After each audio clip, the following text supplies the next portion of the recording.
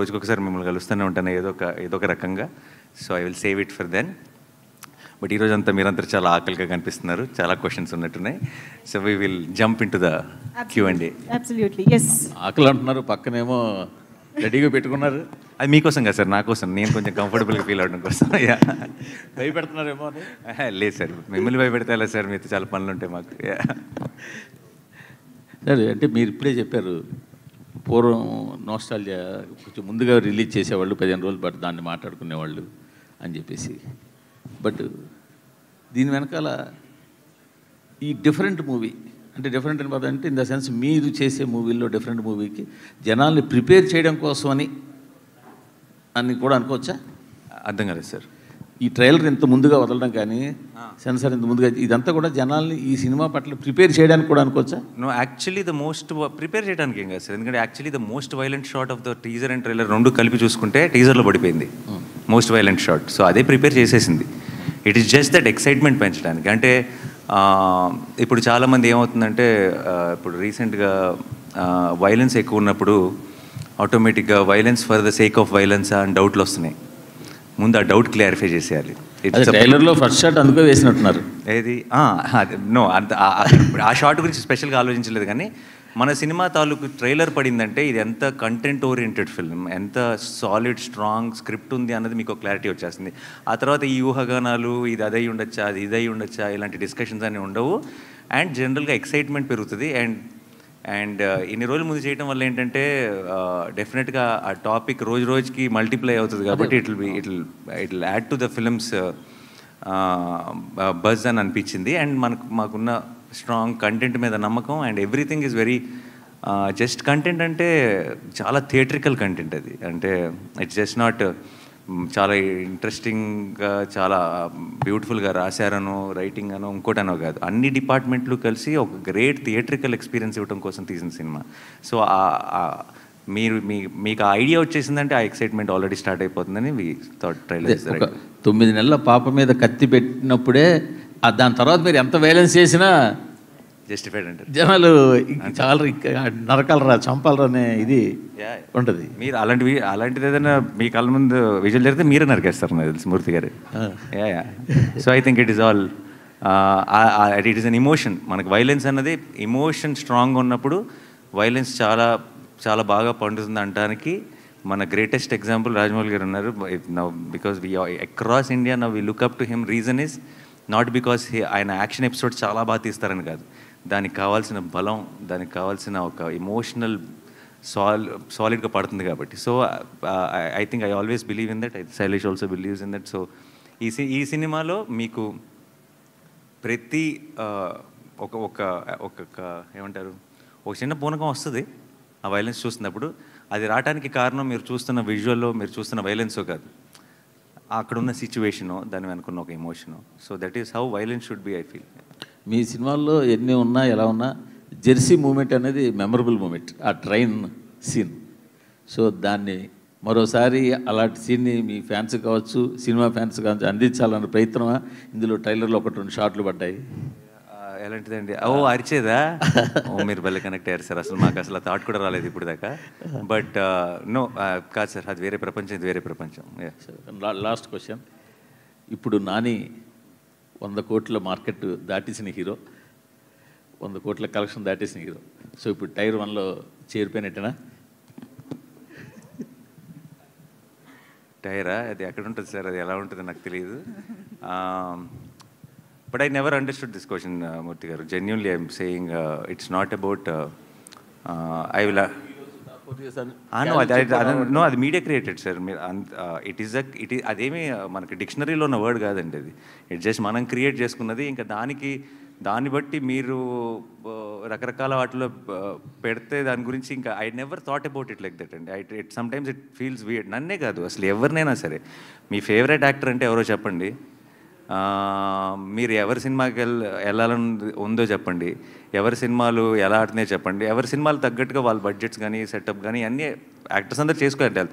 ఈ ఛాంబర్స్గా నా ట్రైన్ లాగా బోగిల్గా సపరేట్ చేసి ఎందుకు కూర్చోబెడుతున్నారో తెలియదు కానీ, but I never believe it doesn't actually. It's a very అనొచ్చో లేదు తెలియదు, అసలు చాలా స్టూపిడ్ కాన్సెప్ట్ అండి అది. అది ఎందుకు ఎవరు స్టార్ట్ చేస్తారో తెలియదు, బట్ దాన్ని మనం అందరం పెంచి పోషిస్తున్నాం. ఆపేయాలి. ఆపితే సినిమా ఇండస్ట్రీ బాగుంటుంది. సినిమా ఇండస్ట్రీ బాగుంటే మీరు బాగుంటారు, నేను బాగుంటాను, అందరం బాగుంటాం. నానిగారు సార్ హాయ్ అండి. పెద్ద సాహసమే చేశారు మళ్ళా.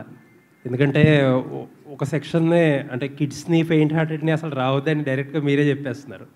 అండ్ నేను అడిగే క్వశ్చన్ నాట్ ఫర్ కంపారిజన్ ఇంకోటో కాదు, ఒక ఆడియన్స్కి ఒక రైట్ ఎక్స్పెక్టేషన్ సెట్ చేయడానికి. ఆబ్వియస్లీ వైలెన్స్ అనేది జస్టిఫైడ్ వైలెన్స్, అన్జస్టిఫైడ్ వైలెన్స్ మేము సినిమా చూసాక తెలుసుకుంటాం.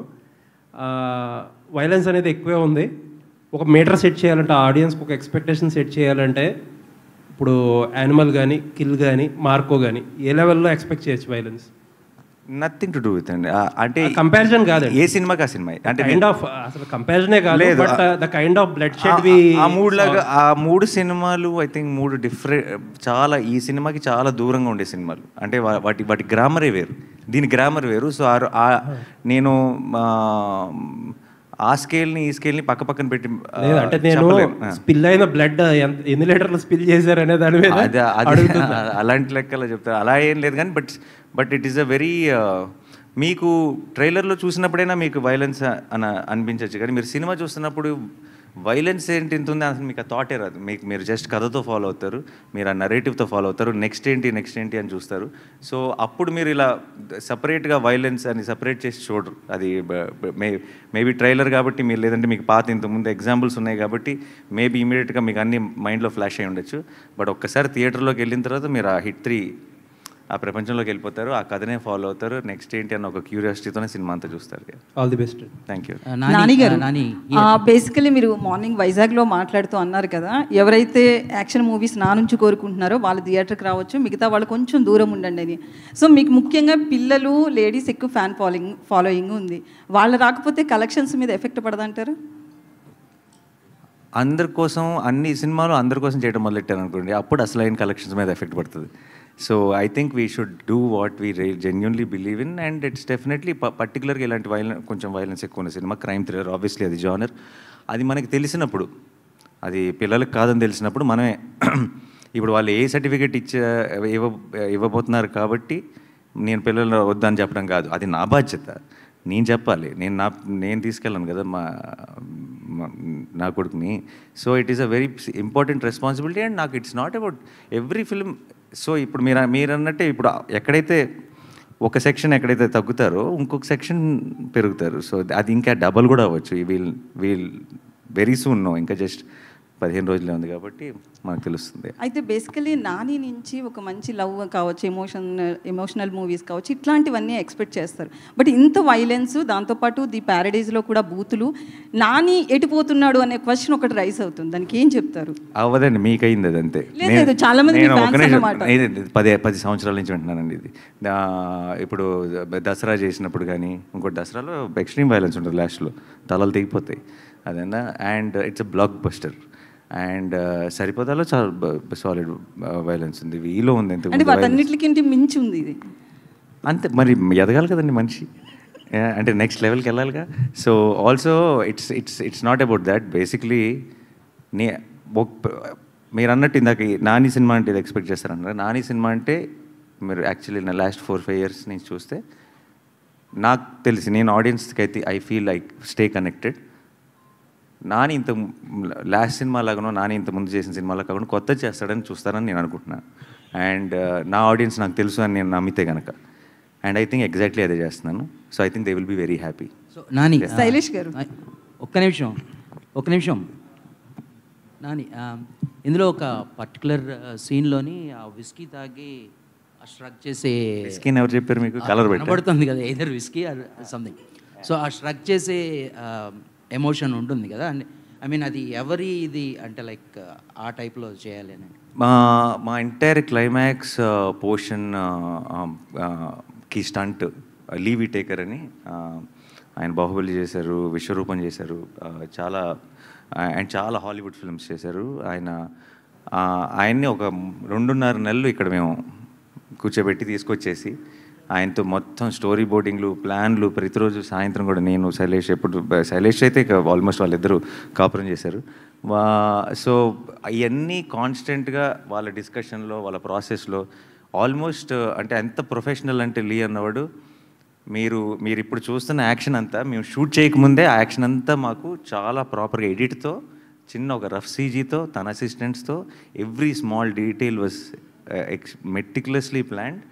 అండ్ ఇలాంటి యాక్చువల్లీ మీరు సినిమా చూసినప్పుడు అలాంటి యాక్షన్ ఎపిసోడ్ ఇది ఎంతకాలం తీసుంటారా బాబు అని అనిపిస్తుంది. But because of Lee and because of వీళ్ళందరికీ ఉన్న సాను సార్ కానీ, శైలేష్ కానీ, లీ కానీ ముగ్గురు బ్రహ్మాండమైన ఒక టీమ్గా తయారయ్యారు.